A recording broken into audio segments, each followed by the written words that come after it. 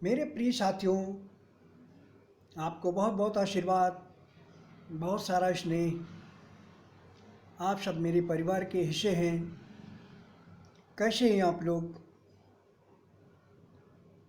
मुझे यकीन है बिल्कुल आप लोग बिल्कुल अच्छे से होंगे।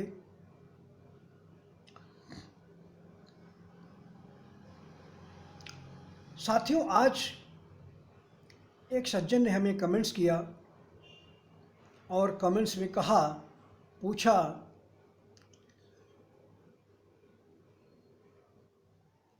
कि शून्य क्या है और आकाश क्या है। शून्य और आकाश में क्या फ़र्क है। फिर आगे पूछते हैं जीव और आत्मा में क्या फ़र्क है। जीव क्या है, आत्मा क्या है। वैसे तो इनके उत्तर मैं कई वीडियो में दे चुका हूँ, लेकिन संक्षिप्त में मैं फिर दे रहा हूँ कि जैसा शून्य के बारे में सर्वविदित है कि शून्य का मतलब तो सब शून्य ही होता है। शून्य का मतलब आध्यात्मिक दृष्टि से ये होता है कि स्थित प्रज्ञता, अर्थात सम हो जाना ही परम शून्य है। जैसा कि मेरे चैनल का नाम भी है, नग्न तत्व परम शून्य। ये चैनल का जो नाम मैंने रखा है, ये कोई सिर्फ नाम नहीं है, ये मेरे पूरे जीवन का आईना है। मेरा पूरा जीवन है, मेरे पूरे जीवन का स्वरूप है। इस नग्न तत्व परम शून्य में समस्त वेद, समस्त शास्त्र, सभी पुराण, सभी उपनिषद इसमें समाहित हैं। तो जो शून्य है, शून्य का मतलब ही है स्थित प्रज्ञता। और आकाश, आकाश जो है वो निराकार ब्रह्म का ही एक परम रूप है। क्योंकि आकाश हमें दिखाई देता है, आकाश हमें लगता है कि है, लेकिन आकाश को आज तक कोई छू नहीं पाया। वास्तव में आकाश के करीब कोई आज तक पहुंच नहीं पाया। हम जितना आकाश के करीब जाना चाहते हैं, जाते हैं, वह आकाश हमसे उतना ही दूर होता चला जाता है। आकाश में स्थित हम ग्रहों तक पहुंच गए, पिंडों तक पहुंच गए। हमारी वैज्ञानिक समृद्धता के कारण हम आज चंद्रमा में पहुंच गए, मंगल में पहुंच गए और भी कई ग्रहों की खोज कर रहे हैं। तो ये आकाश क्या है? आकाश के बारे में रामायण में एक बहुत ही दुर्लभ चौपाई है जो मुझे आधी आधे में आपको सुनाता हूँ, बताता हूँ। और जब शून्य, जो भौतिक गणना है जिसको शून्य के आधार पर ही हम कंप्यूटर सिस्टम और पूरा सिस्टम चलता है, शून्य के बिना गणना का कोई महत्व नहीं है। लेकिन जब शून्य नहीं था, जब हमारी आध्यात्मिक गणना होती थी, पौराणिक गणना होती थी, तो वो कैसी होती थी? तो शून्य को हम कैसे गणना करते थे? तो इसके बारे में रामायण में एक चौपाई है, लंकेश और रावण के पुत्रों से संबंधित चौपाई है, जिसमें आकाश शब्द का चर्चा हुआ है। और वो चौपाई ये है, नख चौगुन ऊन वसु तापर सप्त आकाश।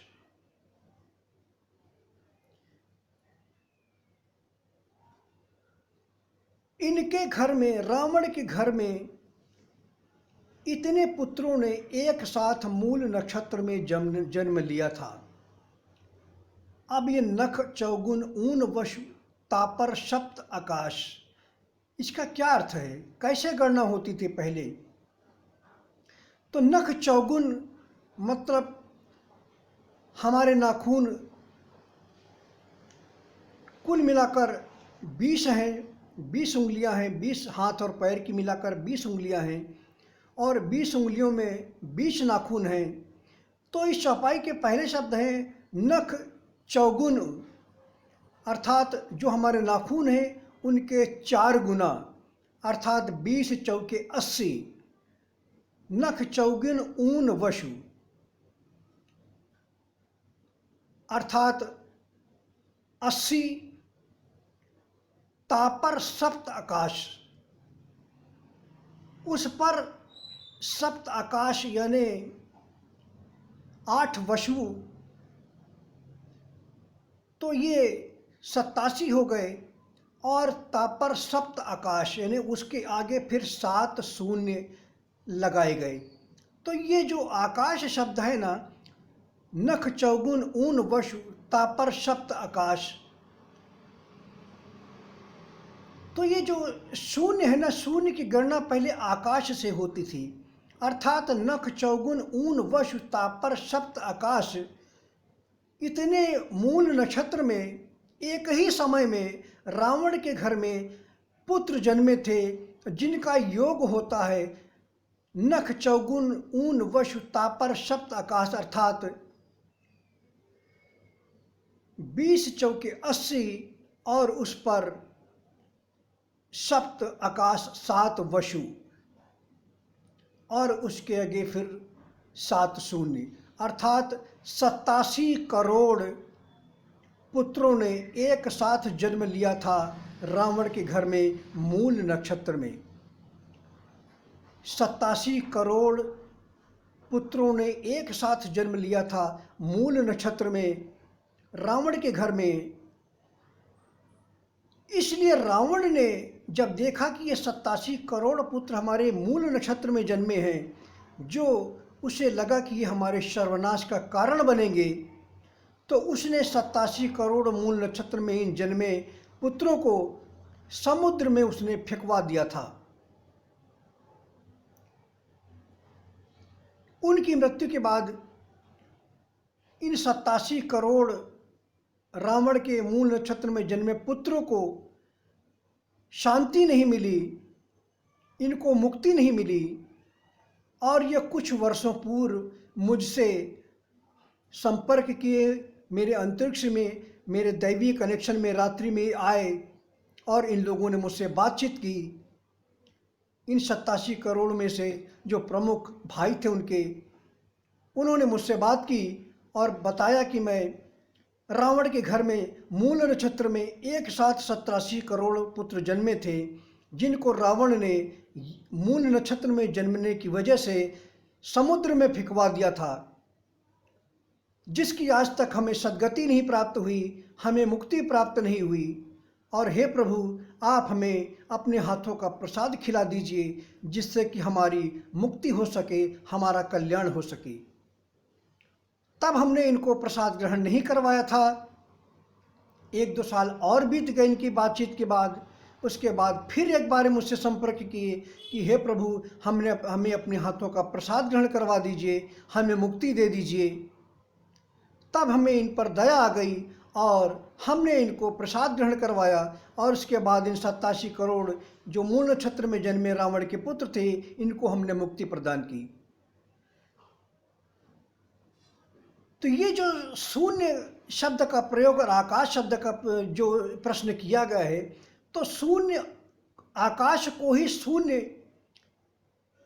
पौराणिक काल में कहा जाता था, क्योंकि आकाश जो है ना, ये शून्य है, और शून्य का मतलब है भी और नहीं भी है।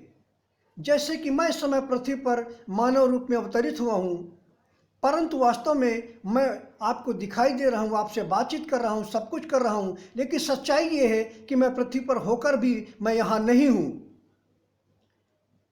ये भी एक रहस्य है कि मैं पृथ्वी पर हूँ तो आप लोगों से बातचीत कर रहा हूँ, सब कुछ कर रहा हूँ, लेकिन ये मेरी मानवीय लीलाएं हैं, ये मेरी मानवीय कर्म है, जो धर्म सत्य न्याय की रक्षा के लिए मैं पृथ्वी पर अवतरित हुआ हूँ। लेकिन वास्तविकता ये है कि मैं अपनी इस योग माया के माध्यम से प्रकट हुआ हूँ और अंश मात्र से लीलाएं कर रहा हूँ, और वास्तविकता ये है कि मैं पृथ्वी पर होकर भी मैं पृथ्वी पर नहीं हूँ, अपनी परम योग निद्रा में हूँ, और मैं अपने परम स्वरूप में हूँ। और मेरा परम स्वरूप क्या है? मेरा परम स्वरूप है एक अक्षर ब्रह्म ओमकार ओम, यही मेरा मूल रूप है। इस शरीर से पहले भी मैं इसी रूप में था, वर्तमान में भी मैं एक अक्षर ब्रह्म रूप में ही हूँ, और मैं जब आपके शरीर में इस समय नहीं रहूँगा आगे, तब भी मैं उसी रूप में रहूँगा। तो ये जो एक अक्षर ब्रह्म रूप है ना, इसीलिए इसको निराकार ब्रह्म कहा गया है, निर्गुण ब्रह्म कहा गया है। इसको इसीलिए कहा गया है बिन पग चले बिने चले बिनु काना, बिनु कर्म बिन कर कर्म करे बिन नाना। तो इस तरह की इसकी उपमा दी गई, महिमा दी गई कि ये सब कुछ होते ही भी कुछ नहीं है और कुछ नहीं होते ही भी सब कुछ है। तो ये जो आकाश है ना, आकाश ये परम शून्य है, मेरा ही परम रूप है, जो आपको दिखाई तो देता है, होता है, लेकिन फिर भी आप उसे छू नहीं सकते, आप उसके करीब नहीं जा सकते। आप जितने उसके करीब जाएंगे आपसे उतनी ही दूर होगा, क्योंकि ये परम सूक्ष्म है, परम दिव्य है। इसकी गति को, इसकी सीमा को आज तक कोई नाप नहीं पाया और भविष्य में भी कोई नाप नहीं पाएगा, क्योंकि ये जो परम शून्य है ये अनंत है।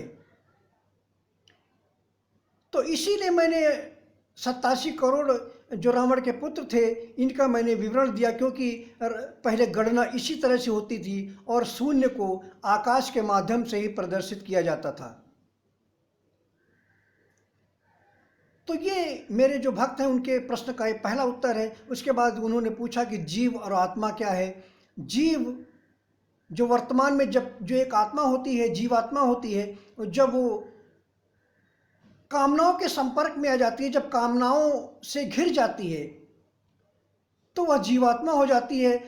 अर्थात जो आत्मा होती है, जो हमारी परम ऊर्जा है, जो हमारी ऊर्जा है, जो हम ईश्वर के अंश हैं, वो जब वेदत्रयी जो माया है, सत्वगुण, रजोगुण और तमोगुण, जब ये आत्मा इन अधिकार क्षेत्र में आ जाती है, इनके संपर्क में, इनमें आसक्त हो जाती है, तो वह फिर जीवात्मा हो जाती है और उसे फिर जन्म जन्मांतर तक, युग युगांतर तक यूं ही जन्म मृत्यु के चक्र में भटकना पड़ता है, क्योंकि उसने अपनी कामनाओं के द्वारा, अपनी इच्छाओं के द्वारा, पाप और पुण्य के द्वारा उसने अपने आप को बांध रखा है।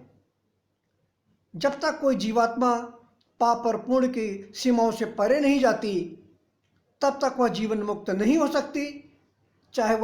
चाहे जितना भी पुण्य कर ले, वह मुक्त नहीं हो सकती, क्योंकि उसको ये लगता है, उसको ये मालूम होता है कि मैं कर्म कर रहा हूँ, चाहे वह पूर्ण कर्म ही क्यों न हो। अगर आप पूर्ण कर्म करते हैं तो आपको स्वर्ग आदि उत्तम लोकों को प्राप्त होते हैं, वहाँ आप अपने पुण्य प्रभाव को भोगते हैं, और जब आपका पुण्य प्रभाव क्षीण हो जाता है तो फिर आप पृथ्वी पर भेजे जाते हैं, फिर पृथ्वी पर जन्म लेते हैं और फिर कर्मानुसार अपने कर्म करते हैं।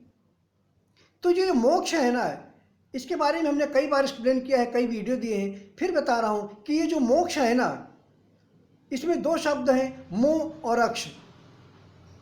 अर्थात जो अपने आप से परे चले जाए, जो अपने आप से मुक्त हो जाए, उसे ही मोक्ष कहते हैं। और अपने आप से मुक्त होने का मतलब क्या है? जो अपने कर्म बंधन से अपने आप को मुक्त कर ले।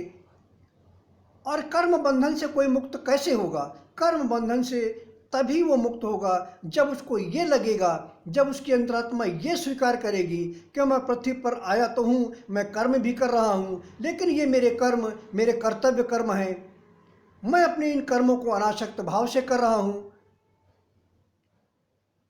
मैं अपने इन कर्मों को कर तो रहा हूँ, लेकिन इनके फलों को मैं स्वीकार नहीं करूँगा, मैं तटस्थ हो जाऊँगा। जब कोई व्यक्ति पाप और पुण्य दोनों को बैलेंस कर लेता है, परम शून्य में स्थित कर देता है, सम हो जाता है, तब वह स्थिति परम स्थिति होती है, परम मोक्ष की स्थिति होती है। तब वह ऐसा इंसान पूर्ण स्वतंत्र हो जाता है और कर्म बंधन से मुक्त हो जाता है। इसी को परम मोक्ष की अंतिम चरम सीमा कहा जाता है। तो जब कोई व्यक्ति अपने कर्म बंधन में बैलेंस कर लेता है, संतुलित हो जाता है, जब उसे लगता है कि मैं कर्म कर तो रहा हूँ, लेकिन कर्म मैं सिर्फ कर्तव्य अपना कर रहा हूँ। जैसे मेरे माता पिता के प्रति क्या कर्तव्य हैं, मेरे पत्नी के प्रति मेरे क्या कर्तव्य हैं, अपने जीवन साथी के प्रति क्या कर्तव्य हैं, पत्नी ये सोचे कि मेरे पति के प्रति क्या कर्तव्य है, बाकी सास ससुर माता पिता के प्रति क्या कर्तव्य है। ये रिलेशनशिप इसी तरह चलते हैं। पुत्र सोचे कि मैं मेरे पिता के प्रति माँ के प्रति क्या कर्तव्य, अपने जीवन साथी के प्रति क्या कर्तव्य है। जब वो ये सोचता है कि मैं सिर्फ अपने कर्तव्य कर्म को कर रहा हूँ, निष्काम कर्म योग को कर रहा हूँ, और जब वो तटस्थ हो जाता है तब वह परम मोक्ष को प्राप्त होता है, अनासक्त हो जाता है। और अनासक्त हुआ व्यक्ति अपनी कर्म बंधन से, वेदत्रयी जो माया है उससे परे चला जाता है। क्योंकि मानव का उद्देश्य ज़्यादातर यही होता है, 3 गुणों से ही बंधा होता है, सत्वगुण, रजोगुण और तमोगुण। हर इंसान की ये कामना होती है कि मैं सत्वगुणी बनूं, सात्विक प्रवृत्ति का जीवन जीऊं, शुभ कर्म करूं, अच्छे कर्म करूं, पुण्य कर्म करूं। लेकिन ये पूर्ण कर्म हम करें तो हमें करना भी चाहिए, अच्छी बात है, लेकिन ये सोचकर हमें सात्विक जीवन जीना चाहिए, पूर्ण करना चाहिए कि हम यह कर्तव्य अपना कर्म कर्तव्य समझ कर रहे हैं। वरना अगर पुण्य में आप उसमें आसक्त हो गए पुण्य में, तो आपके साथ साथ आपकी आत्मा के साथ ये पुण्य भी आपके साथ चलेंगे। जब आप शरीर छोड़ेंगे तो आपके ने जो पुण्य किए हैं आपके साथ, ये पुण्य भी आपके साथ जाएंगे और इन पुण्य को आपको भोगना पड़ेगा अनेक अनेक शुभ अशुभ योनियों में। अगर आपके बहुत ज़्यादा पुण्य हो गए तो आप देवलोक में चले जाएंगे, और ज़्यादा पुण्य हुए तो दूसरे पुण्य लोकों में चले जाएंगे, वहाँ पुण्य को भोगेंगे। उसके बाद जब आपके पुण्य क्षीण हो जाएंगे तो फिर पृथ्वी पर आपको फिर जन्म लेना पड़ेगा। इसी तरह से देवराज इंद्र, और किसी की क्या बात की जाए, स्वर्ग के जो अधिपति देवराज इंद्र हैं उनको भी इसी क्रमबद्ध में बंधे हैं। देवराज इंद्र जो हैं वह केवल 72 युगों के लिए ही होते हैं, अर्थात 18 चतुर्युगी जो हैं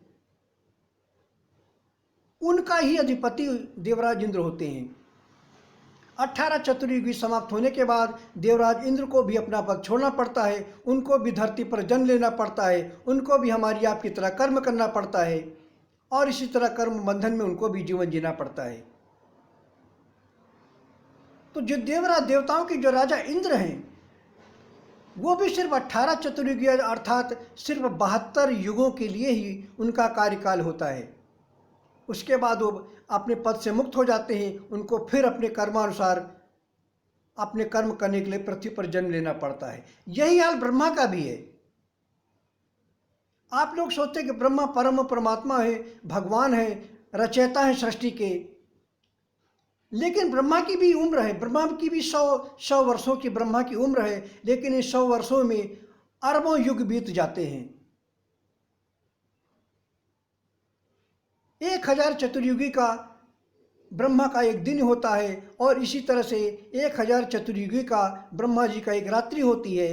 इस तरह से एक दिन और एक रात्रि के अनंत बीत जाते हैं, तब जाकर के ब्रह्मा का पूर्ण 100 वर्ष होता है। और जब ब्रह्मा का पूर्ण 100 वर्ष व्यतीत हो जाता है तो ब्रह्मा को भी अपना पद छोड़ना पड़ता है, और ब्रह्मा भी हमारी आपकी तरह पृथ्वी पर जन्म लेते हैं और अपने कर्मानुसार भोग करते हैं हमारी आपकी तरह योनियों में। तो पृथ्वी पर जो मेरा अवतार समय चल रहा है यह पूरी तरह से अनासक्त है। ना मैं पाप करता हूं, ना मैं पुण्य करता हूं, ना मैं कोई शुभ कर्म करता हूं, ना ही मैं कोई अशुभ कर्म करता हूं। मैं सिर्फ अपना कर्तव्य कर्म करता हूं, इसीलिए मैं हमेशा निर्लेप रहता हूं। मुझे कर्म बंधन कभी नहीं बांधते, क्योंकि मैं कर्म तो करता हूँ लेकिन कर्मों की फलों में मेरी कोई आसक्ति नहीं है, कोई प्रीति नहीं है। यहाँ तक कि मेरे अंदर न कल की अवतार कहलाने की इच्छा है, न कोई मुझे भगवान कहे ये इच्छा है, न मुझे भगवान बनने की इच्छा है। इन सब पदों से मैं पूरी तरह से मुक्त हूँ, क्योंकि मैं निर्गुण हूँ, निराकार ब्रह्म हूँ, परम सत्य यही मेरा है। तो धन्यवाद साथियों, आज हमारे एक भक्त के माध्यम से बहुत ही दुर्लभ एक वीडियो मैंने आज दिया है। आप लोगों को बहुत बहुत धन्यवाद।